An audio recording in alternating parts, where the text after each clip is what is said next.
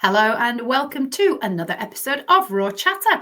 I am your host speaking, Vicky Midwood, and I have got a guest with me today. Hooray! For those of you who've been tuning in for the last few episodes where I have been solo and I have been promising you some guests, here is the first guest of a series of incredible people with amazing stories to share. This is Vicki Hodges, who is an endometriosis and a fertility coach, amongst other things. And she is going to help you and I to fully understand just what endometriosis is, what we need to know about it, not just as females, but as males as well, but also what got her into doing the work that she now does, helping people to get the full understanding in the workplace. So I'm over to you, Vicky. Welcome. Oh, thank you so much for having me. And what an intro. Where would you like me to start? I think the most important thing is to help people to actually understand what is endometriosis. People hear these terms and they sort of think they know, but often it's kind of, they know half of it, but they don't really understand it fully. So if you could go into just exactly what it is, how it affects people, and all of that good stuff. Okay, so let's start with what it actually is. It's seen as a menstrual health condition, but actually it affects the whole body. So it's like a whole body condition. What actually happens with endometriosis is it can start from the moment that an individual starts their menstrual cycle, and cells similar to that of the lining of the womb are found outside of the womb, and they grow and they attach to different organs, form lesions and adhesions, and that then impacts the body with pain. Some of the common symptoms are extreme pain. That can be pain during your cycle, but any time of the cycle, not just when you are bleeding. Right. Can be, and that affects daily life. So it can be something called endobelly, which is the inflammation causes your belly to swell up, and sometimes you can look pregnant. I've been having it where someone has said to me, "Oh, congratulations, you're pregnant." I'm like, no, and in up to 50% of cases, it can cause infertility. So it's right. Really difficult to manage. Pain during sex, it can cause pain when you're passing urine or a bowel movement. There's so many, migraines, so many things that endo is not just causing heavy bleeding or irregular bleeding, which most people think of endometriosis being a menstrual health condition, but really impacts your whole life, your relationships, your work, your mental health. So yes, it is kind of it starts, the moment somebody has their period. It can do. I don't really know what causes it, and there is no cure. So yeah, more there is research being done into it. More needs to be done to really figure out exactly what it is. And because of this, there's been a lot of myths around it and stigmas. And like you say, not many people actually really know what endo is. It's difficult for even those people who have been diagnosed with it to fully grasp what it is. Yeah. And I think the other thing that's a bit challenging, and you're going to tell us about this in your story, is that when you go to the GP, even they are not very good necessarily at diagnosing it, are they?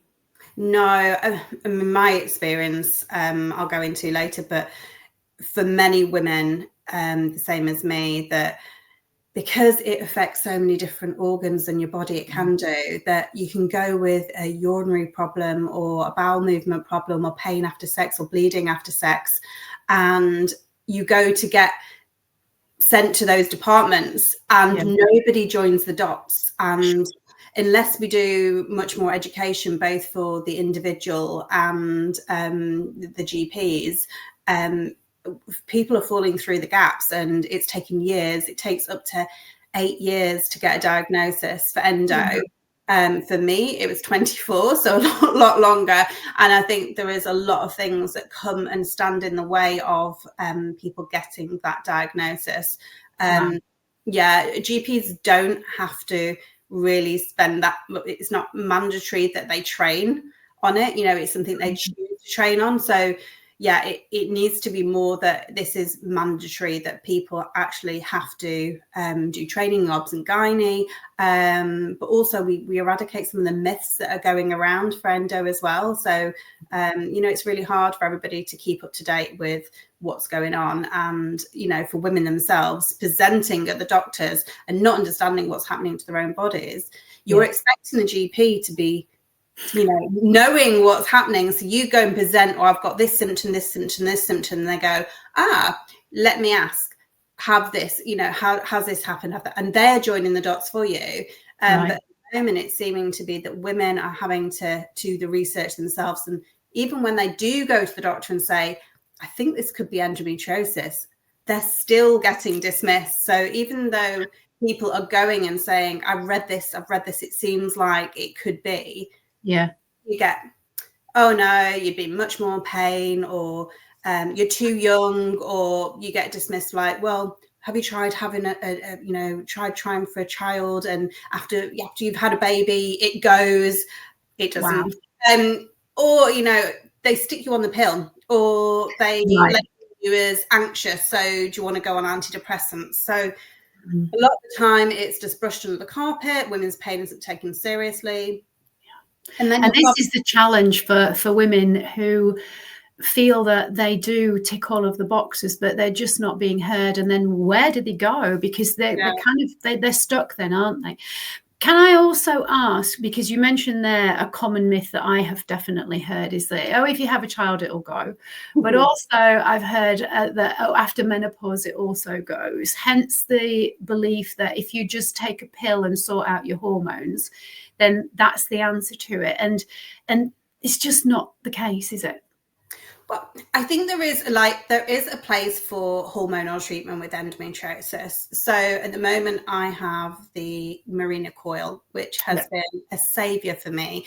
Initially, I didn't want it because I usually tend to go all natural and holistic. But it got to the point where the flooding, you know, during the time of the month, I couldn't leave the house because I was flooding through clothes. I mean, they say you lose up to about 60 to 80 mils of blood throughout your whole period cycle. Yeah, your whole period. And I would say I was losing that at least a day.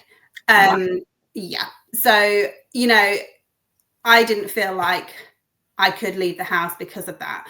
So for me, hormonal treatment was really, it helped massively. So for some people, yes, hormonal treatment can be good because endometriosis is an estrogen dominant condition. So it feeds on the estrogen, and that's what helps it to grow. The interesting thing that you've just said there is, and this is why it's so important not to just be a one size fits all, is that for some people it absolutely can. And this is why I think from the GP's point of view, that would be their first point of call, wouldn't it? Put you on the pill. I've heard that so many times.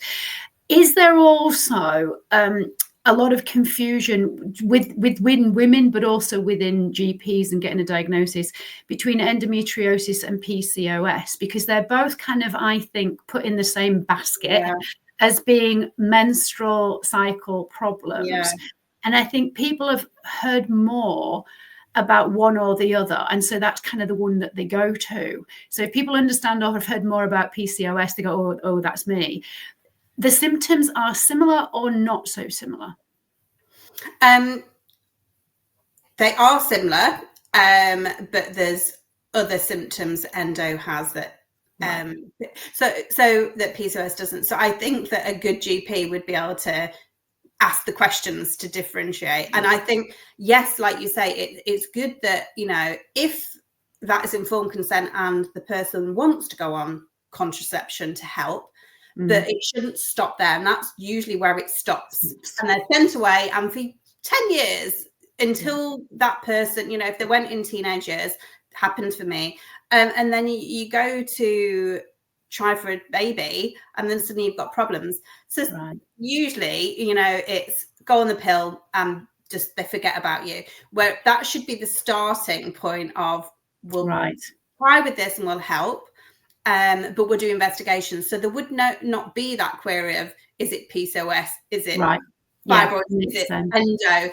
They would know, because they would be able to have the scans and tests to be able to tell. Yeah. And I think that's the key that you've said. Here's the prescription, here's the tablet, on your way, let's forget about you. Yeah. I think the other thing that I think is important that we just cover as well, particularly if we've got mums listening, but also recognizing that my experience is, and I'm sure yours is the same, the majority of females don't really understand their own bodies and don't necessarily know what is normal and what is not. Now, I remember hearing this from my grandma, being told, I remember hearing it, she was saying it to my mom, well, it's normal to have backache and pain when you've got your period. And so obviously I heard that, and that went in. So can we clarify, is it normal to experience pain when you have your period? Painful periods are not normal. Yes, there are some degree where you can have mild cramping and inflammation, but no, painful periods are not normal. Heavy periods are not normal. I got told exactly the same thing. You know, my mum suffered with heavy periods. I just accepted that was what women had. And back then we didn't have social media, showing my age, you know, we didn't have that to fall back on. So it was either speaking to your friends, and you know, we did have certain conversations. I thought mine sound a little bit different to what they're going through. But then when I went to the doctor and said, okay, I think you know, something's going on here, I was dismissed and told, but that's normal. So again, you know, you're going, well, my mum said it's normal and the doctor said it's normal. That's just what I've got to put up with. Yeah, thank you for clarifying that. I think it's so important. So now we've kind of got the understanding of what it is out of the way. Tell us your story and what got you to actually being able to do what it is that you do now. Well, everything we've just talked about, the fact that I was dismissed so much. I started my periods at age 13. And from the moment I started, I had heavy periods, like I've mentioned, right, extreme flooding, heavy, debilitating. And it was only really, I started going to the doctor to complain about it. It was only really my 20s that I was getting really bad fatigue from it, the endo belly, you know, the swelling that I talked about, pain during sex and bleeding after sex. And then they were thinking, you know, about the cancer route and testing me for that. And they were completely ignoring what it was that I was telling them and dismissing me, you know, that's pain's normal, go on the pill. I didn't want to go on the pill. So I kind of felt like I had nowhere else to turn.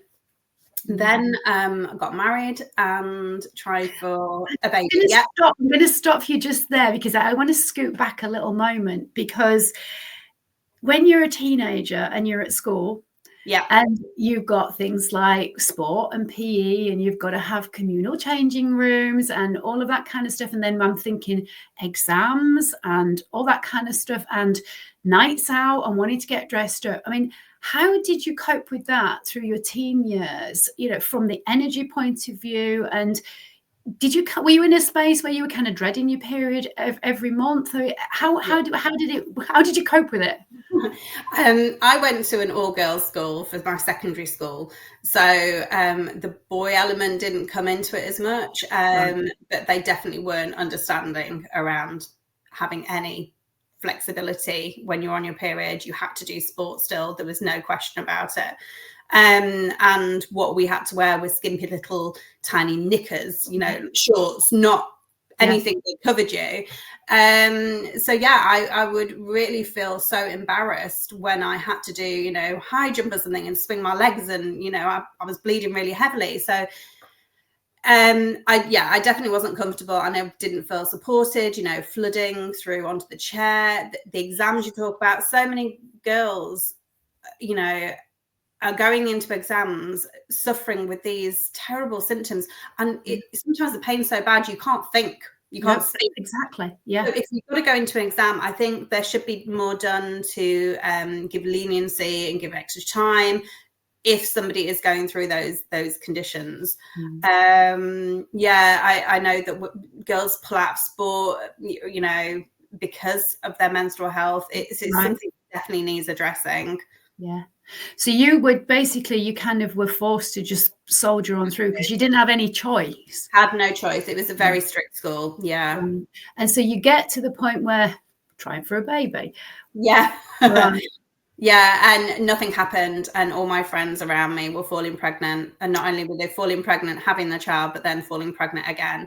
And I was thinking, and I kept going to the doctor and saying something's going on, and the kind of suggestions they were giving me, it almost felt like they're going, "Oh, you're actually having sex to try." I mean, like it's just this most simple suggestions they're giving me. I'm like, I'm telling you, I can't fall pregnant. It's been 2 years. So eventually they started investigations, and I'd had scans over the years, ultrasounds, MRIs, and nothing could show anything up. It's very, very normal that you get blood tests and ultrasounds and it comes back normal. Right. Even though there is something going on. And unless a specialist that really knows what they're looking for, especially at the early stages of endometriosis, then it can get missed. So yes, mine definitely got missed, fobbed off as unexplained infertility. Right. So eventually when they said, well, there's something going on, but we can't put a label on it, we'll send you for IVF. So again, postcode lottery, but luckily the borough I lived in, London, gave up to 2 free IVF. Right. So I had IVF and it was successful. My children are now nearly 15. I've got twin daughters. I was told again that once you've had children, your endometriosis will magically disappear. And you're thinking, hooray! You kind of think, oh, okay, yeah, that's okay. And I'd looked into endometriosis, but not that much. And again, it was a different time of life than it is now with all the information we've got on the internet and social media. So yeah, I just got stuck into being a mother and almost put my needs last. And I was still suffering, but I just, I had other things that I was going on with. So my needs definitely came last. And it was only further on when my children started getting older, and I think I got into the perimenopausal years that the flooding started coming back. And then I was like, do you know what, I have to do something now, because I was missing weekends with the kids. My husband would go out and I would be so fatigued that literally it'd feel like someone had given me a sleeping pill. You can't move your body. I couldn't get off the sofa. It's debilitating, as well as, like I say, you've got these cramping, pain down your legs. So I thought, no, for the sake of my family, as much as me, I have to go back and do something. And the same old story. Those years later, still nothing. All the years later, exactly the same thing was been said. And I thought, nothing has changed. Like, why are we having the same conversations for 30 years or something? So that's when I was like, okay, I have to do something for the sake of myself, but also for the sake of my children that are going to be growing up in a world like this, and for other people that don't have the strength and have the voice, so I can help advocate for myself, and then that hopefully will open up and help other people do it. And I started by wanting to share my story because we still a lot of stigma around talking about menstrual health. And it's bonkers, isn't it? In today's world, we can talk about so many things. And yet, as soon as you talk about menstrual health, hormones, periods, women's stuff, it's just going to go, are we back in the dark ages on this? Yeah, it's unbelievable that we're still there. The days, at school, we were saying before, if you did have your period, it'd be like sneaking in your bag and shoving a towel up your sleeve, and or a tampon, and then rushing off to the bathroom and pretending it didn't exist. You weren't on your period. It was just something not to talk about. And we're still kind of in the same place now as we were. And it's like, something needs to be done. So I thought, yes, okay, I am going to help be one voice in the many, but challenging the stigma, challenging why we're still in the place we're in, and wanting to make that difference. And, you know, there has been a big movement around menopause over the last, I'd say, 5+ years. Yeah. And it's done wonders for women's health and getting people to get the help they need, whatever that may be. Yeah. And I thought, you know, something like that needs helping, you know, for other menstrual health conditions. And luckily, endometriosis is now getting a lot of more airtime. I was on the BBC last year, and there was a big piece. A lot of people in the endo space, menstrual health space, were also doing a lot of PR and things. So it definitely has been brought to the forefront. So people are now discussing it. And the Women's and Health Equity Committee brought it to Parliament to discuss as well. So yeah, there is definitely more voice. There's starting to be a shift, and I hope it is like the menopause movement, that we are having a shift, not just for endometriosis, but other menstrual health conditions as well. This is the thing, isn't it? And just as you say, getting the word out there, because menopause now, people are talking about it, and I think that's finally lost its stigma. It is something that is very normal now as part of conversation. And if we can do the same with any issues, as you say, to do with menstrual cycles and periods and all of that stuff. Yeah. But I just want to go back to you kind of getting the same response, and therefore, what did you do when you kind of realized that you're just fighting the same battle? How did you find the person, for example, who suggested you go on the coil, and how did you manage it when you were just going, you know, I need to do something? Unfortunately, it was private. Right. And it shouldn't have to be that way. I mean, so on the run up, you know, for all those years, I was managing it holistically. So I was taking painkillers when I needed to be. And I had got some stronger painkillers from if I'd been to A&E and I had a visit and they'd given me some. Doing a lot of things where I was breath work, mindfulness, meditations, journaling, seen as a holistic thing, really taking care of myself. And you said back at the beginning that, you know, we've lost connection with what's going on with our bodies, and we're not taught to. So yeah, for me, there's a whole journey there around connecting back to myself and what was going on for me, and knowing what felt right and not, and going off my own intuition rather than, you know, I'd spent so many years listening to other people's opinions on what was happening to my body. And I thought, hold on a minute, what's going on? I know best. Which then led me to this fight for, you know, getting better help. It's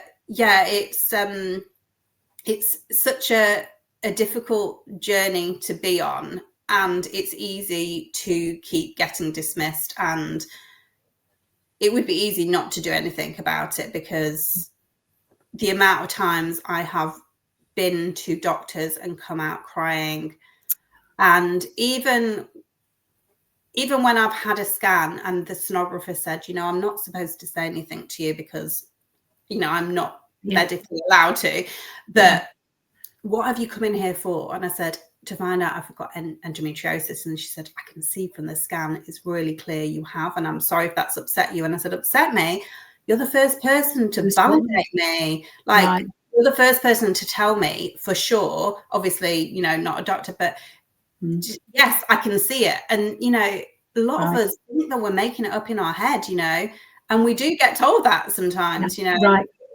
It's just something that, you know, we've seen a scan, there's nothing going on. It's just anxiety, or you're just exaggerating your pain.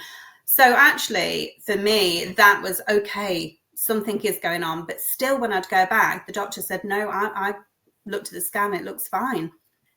So then, went private. That's frightening, isn't it? And this is, I think it's so important that people hear this, because the stenographer, and it's very similar when you look at people with MRI scans, and when they're looking at any of these scans, whether it's been an X-ray, the amount of people who I know where they've missed fractures and broken bones, because the person who's doing the X-ray can clearly see what's going on in detail. And then when you get the interpretation via your GP, it's almost like, are they blind? Yeah. Can they not see what the person who was actually doing the procedure can clearly see? Yeah. And that's the scary bit, which is why I think it's so important that we do start to take agency and be very kind of, I suppose, firm in what we actually requesting from our doctors. Because if you had requested the pictures and the actual information and taken it to somebody else, chances are out of 3 GPs, 2 of them would have clearly seen it and maybe 1 wouldn't. And this is the luck of the draw, isn't it? Why you've got to be so strong in your own kind of understanding and knowledge, but also what you have the right to be able to ask for from your GP. And a lot of us don't understand what our rights are. You know, we don't know what the NICE guidelines are. We don't know whether we are able to ask. But you are able to ask for a second opinion. You're able to go and go, actually, I don't agree with that. Can I have somebody else look at it? Can I go somewhere else? But people aren't aware of that. So that's what I did. You know, I started empowering myself and going, okay, well, the sonographer said, I know what I feel within my body. I know my symptoms. I know how much it's impacting my life and everybody else's life. I'm going to get another opinion. Unfortunately, it did take to go private. But so there are a special group of hospitals or specialists within BSGE hospitals, which specialize in endometriosis. So you can go to your doctor, just like you can with menopause, and say, is there a menopause specialist at your surgery? You can go to your GPs and say, can I be referred to a BSGE hospital? Can I see a specialist who is qualified in endometriosis? And that's where my story changed, because I was seeing general gynecologists who weren't understanding what to look for on a scan. I'd had MRIs, I'd had multiple transvaginal scans, ultrasound scans, blood tests. I did have a blood test, and the CA125 marker, which is really looking for ovarian cancer, came back off the charts high, which obviously really panicked me. But then they started looking into ovarian cancer, and someone said to me, do you know that can actually pick up inflammation in your womb? Right. So that would coincide with your endometriosis. So when I knew it was so high, I thought, okay, there are different stages of endometriosis. So the stage 1, 2, 3, and 4, 4 being the most severe.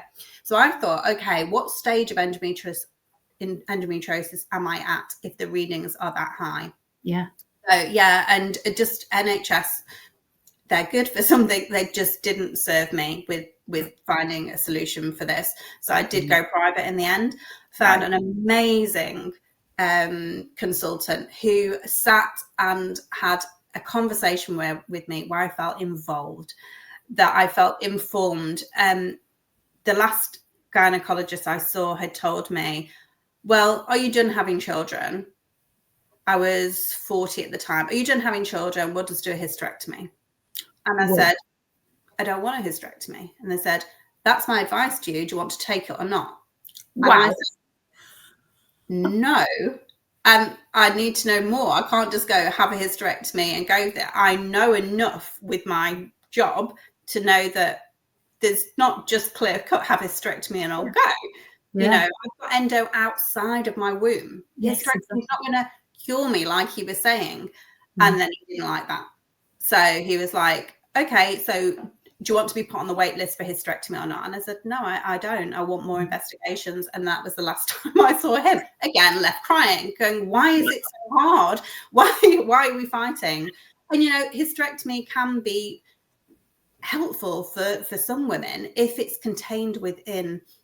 Right. But for me, it was on my bowel, my bladder, you know, everything was stuck together. It was stuck to it was basically like a frozen uterus, frozen womb. Everything was stuck to my abdominal walls, my C-section scar, my fallopian tubes. My ovaries were stuck round the back to each other, to the back of my uterus. Everything was pulled in a different way. It was just horrendous. It took like 4 hours of surgery to unstick it all. And get it all done. But I've also got adenomyosis, which don't want to confuse anybody.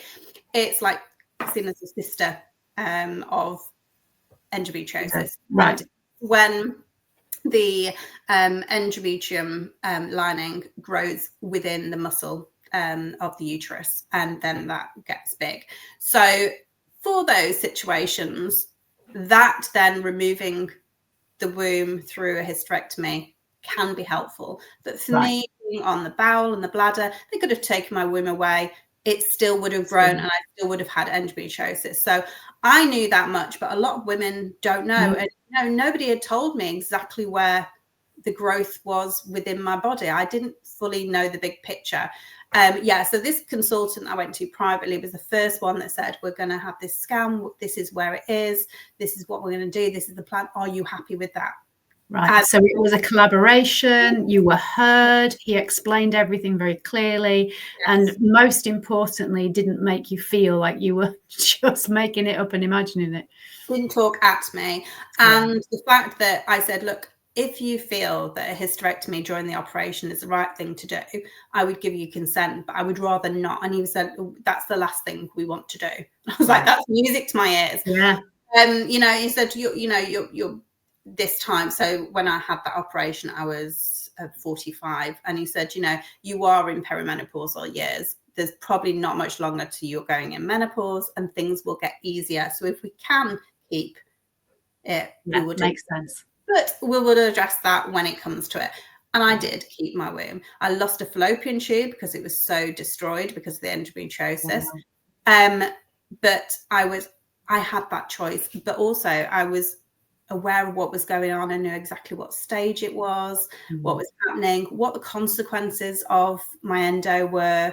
It was all explained really well. And it was the first time in like 20 odd years that someone had actually do that, rather than saying, you can be cured of endo. No, you can't. Like painful periods are just normal. Go on the pill. It's all these things that women get dismissed and ignored. And it's not good enough. Yeah.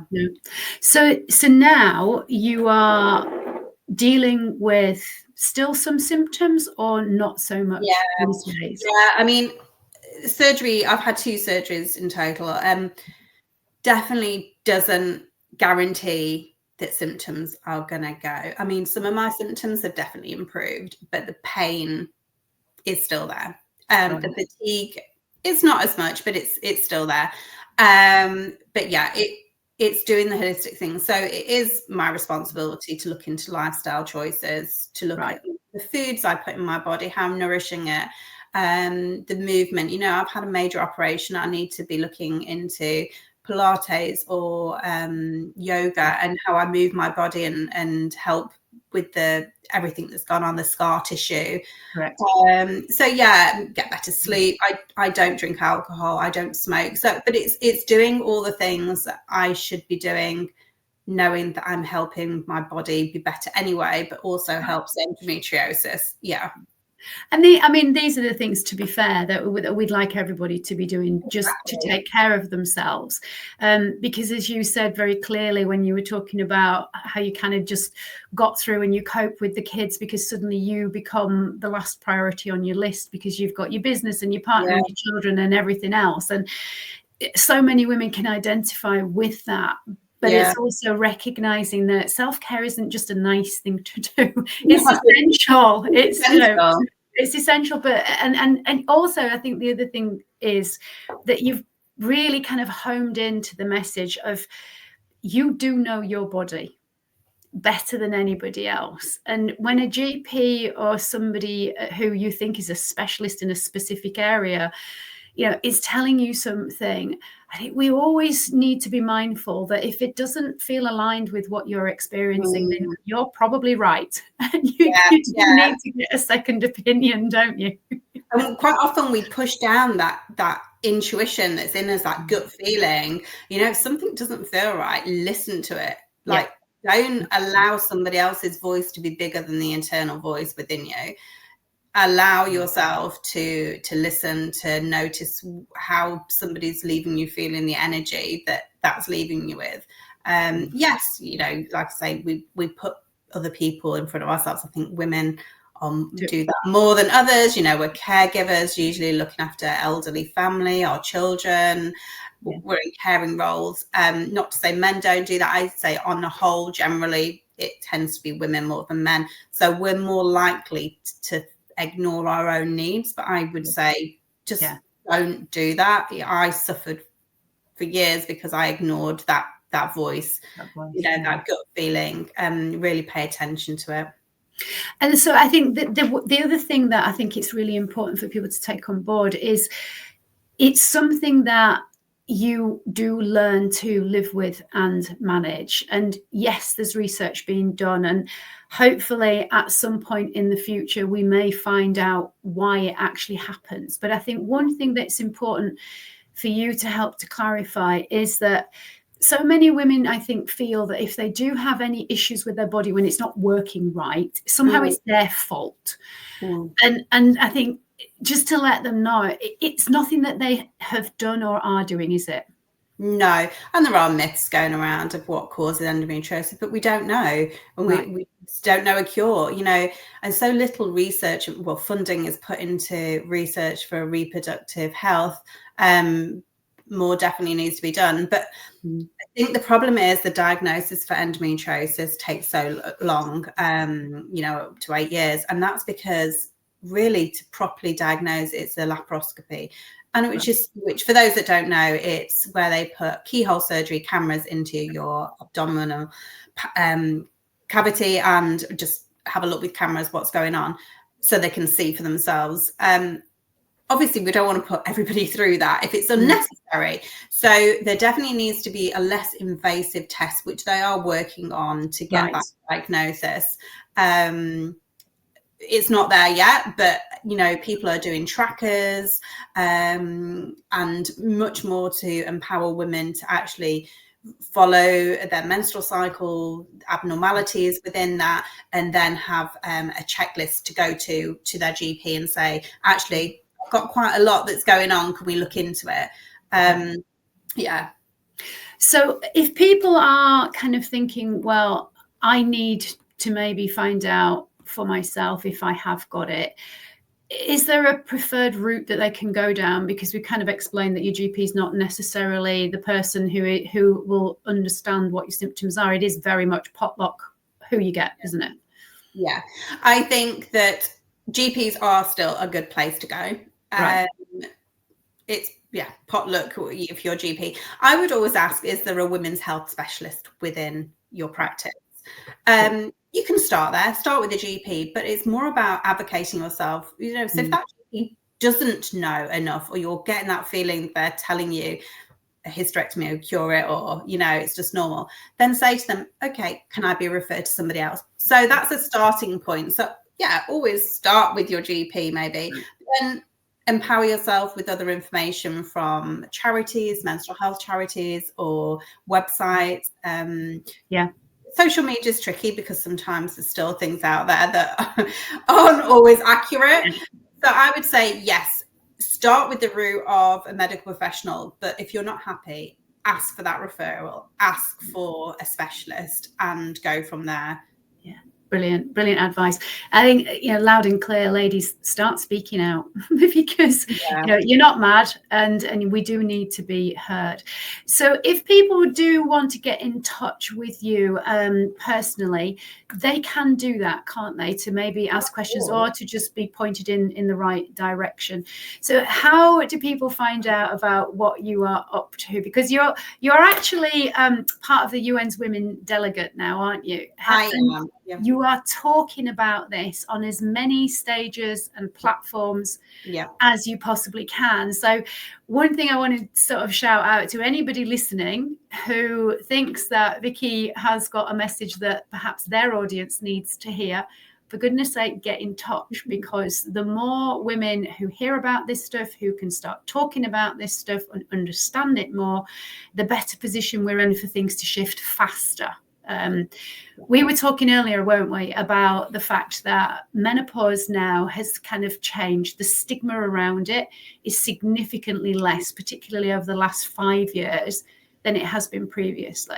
And a lot of that is to do with, thank you, social media, but also, names, celebrities getting on board and stomping their feet and going to Parliament. And, you're in a position where you and other people are trying to do similar around endometriosis, aren't you? So tell us a little bit more about that. Yeah, you can't shut me up. Anywhere I can talk about endometriosis, I will bring it into the conversation. I think as a society, we need to be educated more on it, not just for those that potentially are going through it, their families, but to help support colleagues, friends. It needs to be a household name that, starting teaching in schools around it. But yes, I will do podcasts, radio interviews, TV, anything that I can to start breaking down these stigmas and challenging the stereotypes around it and making ultimately creating that change for women's health and getting them to have diagnosis faster and better health outcomes, because it really impacts your quality of life, or can do for a lot of people. So if I can create a world where women are getting that help, seeking the help, and then getting it and advocating for themselves, and then that's changing their life, then I am happy. Brilliant. Fantastic. So how do people connect with you and get in touch with you, Vicky? So I've got my website, which is pausefully.co.uk. I host on the first Wednesday of every month. I do a free endometriosis support group. So people can come along, they can talk to others that are in similar positions. You don't have to be diagnosed. It can be if you suspect you have it, any fertility issues, any surgery. You just bring anything that you want to talk about, any worries and concerns, and you've got that safe space with others that really understand what you're going through, and then get advice or support or just have a rant. And then I've got my one-to-one work where I go much more deeply into, I'm a trainee counsellor and a qualified coach. So we have those one-to-one sessions where people can unpack the emotions, because it's seen as a physical thing. And like I say, people say, take a pill, have this operation, but hardly anybody ever really goes, are you okay? You've been through a lot, especially with the fertility journey. I support people through that. So anything that's coming up through them, difficult emotions they want to help with and support with, I can do that one-to-one work with them. Amazing. So all of those places, folks, will be in the show notes. If you are listening on Spotify or on Apple, if you're watching on YouTube, they will be in the description, and they will be clickable links that will take you straight there. So I always like to end by asking my guests if there is just one thing that you would like to leave our listeners with from this podcast. What would that one thing be? In terms of endometriosis, don't ever downplay your mental health. It can be so fixated on what's happening physically within your body that it can really affect you mentally and your emotional well-being. So put yourself first and start doing things that help enhance your mental well-being at the same time as looking after the physical. An amazing message. Thank you. And as always, folks, I am going to say what I always say to wind up my podcast. We only have one life, as far as we know, and one body. So please look after it, because it is looking after you. Until next time, take care of yourselves. Vicky, thank you so much for joining us.